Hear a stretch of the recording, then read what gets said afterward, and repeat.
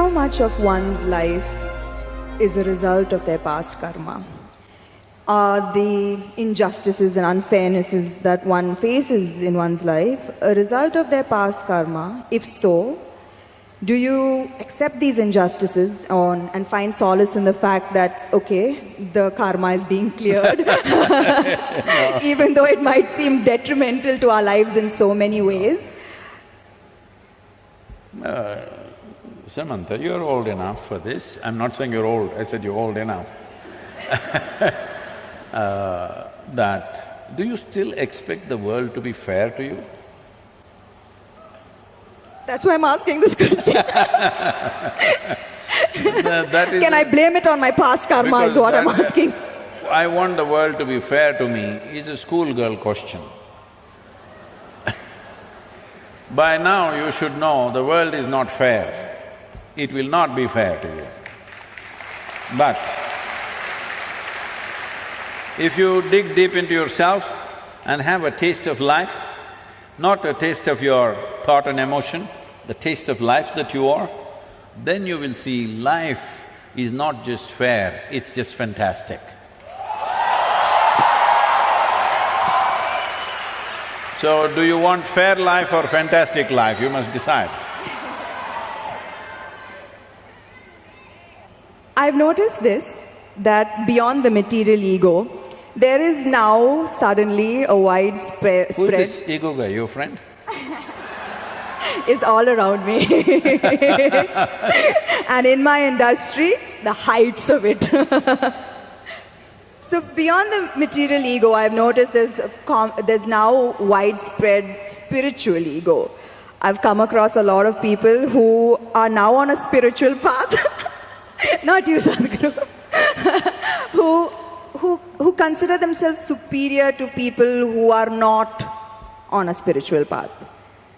How would you advise such people to ensure that they don't fall a prey to this new spiritual ego? First we'll address this ego guy, okay? If you show me where it is, I'll fix it right now.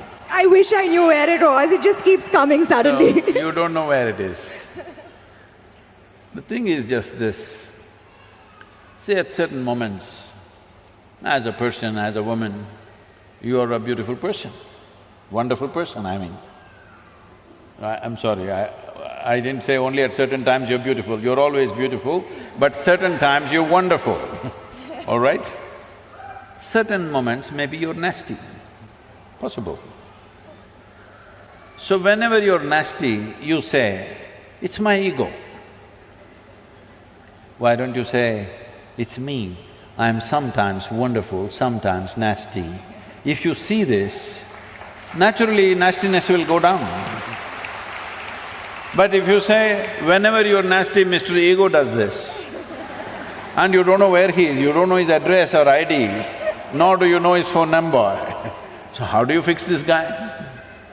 So everybody has this going in their life, because this is spiritual jargon without being spiritual is all over the place, particularly in India, because we have, 15,000–20,000 years of spiritual history, so we know all the words. We know what Atma, Paramatma, this one, that one, Ahankara, everything we know, words only. Words only, noted. So we can just throw words like this and confuse the Western population quite a bit. Because if you come here, they'll say Mukti, Shakti, this one, that one, all kinds of things. I know a lot of people who've gone and set up spiritual centers in the West, particularly in America, because they just know one chant, just one chant. Okay, Asatoma Sadgamaya, with this they run the whole thing. So unfortunately, spirituality, in some ways it's come there. It's come there because there is need in the society, there is not enough source. Because of that, people are manufacturing this here and there. This happened, a few years ago, 16 years ago. And I was in United States, and then somebody in the office, our office, told me, Sadhguru, did you know every day 100,000 people are typing out the word spiritual? I said, is that so? Type it out and see what comes out. Are we even there in the picture? They typed out spirituality. First thing that comes up is a spa in Mexico. You've been there.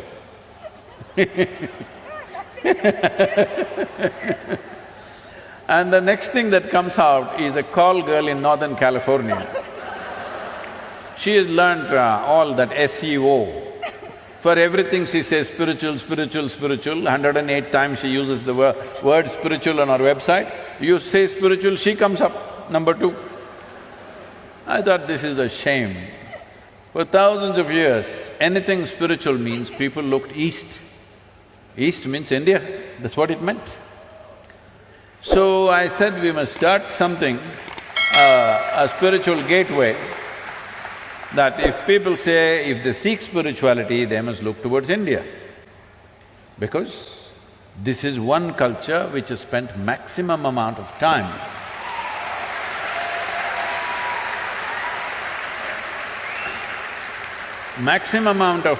exploring human consciousness and the mechanics of what a human being is, how this functions on the surface and its very core.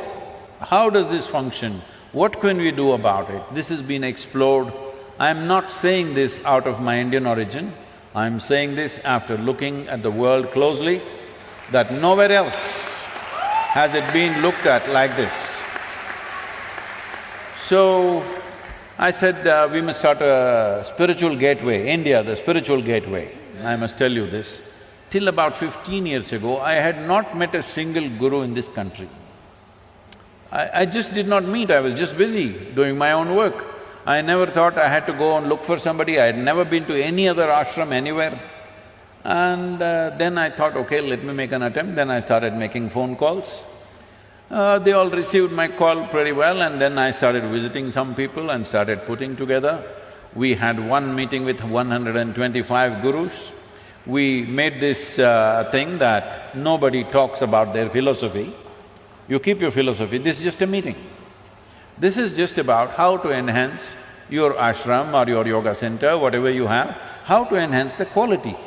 We will teach you management, we will teach you branding, we will teach you how to make a website, we will teach you how to present yourself to international community. Your philosophy, we don't touch, you don't touch mine, I don't touch yours, you do your own thing.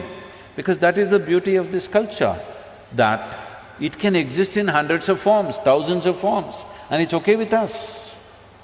So when I went about doing this, well, I met many wonderful people, but at the same time, at least 60 to 65%, it hurts me to say this, I found that if I walk into an airport or a golf course, I meet better men than in the so-called spiritual centers.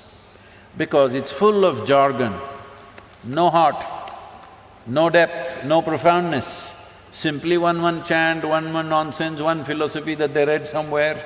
It's going on like this. This needs to change. So to bring this profoundness to people, as people get closer to me, I get harder and harder and harder. Those who are very close to me, I am bloody cruel. Yes, because just to bring integrity into spirituality is so hard. Because the moment they get spirituality, little, like you said, you're calling it spiritual ego, I call it spiritual airs. They get spiritual airs, air bubbles get in their head. Suddenly they start acting funny, they start saying things that don't exist, they start talking about nonsense that nobody understands. If you speak something, whatever nonsense you speak, people in front of you must understand, otherwise why the hell are you speaking?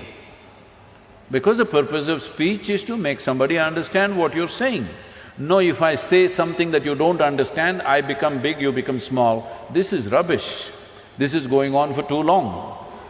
So, this whole spirituality as a thing, unfortunately, has fallen on bad times, but slowly it is rising because people's longing is increasing. I must tell you this, 40 years ago when I first started the programs, in engineering programs, in various different forms, 85% of the people used to come to the programs only for health problems.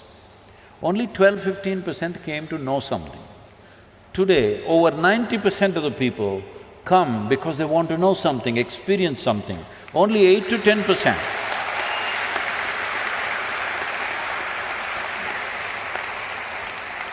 Only 8 to 10% are coming for health issues, which is a significant change in human consciousness.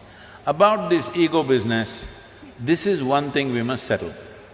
See, within you, is there only one person or two? I think one. You think one? I'm going to go with one. One. That means you're an individual. An individual means, the word individual comes from indivisible.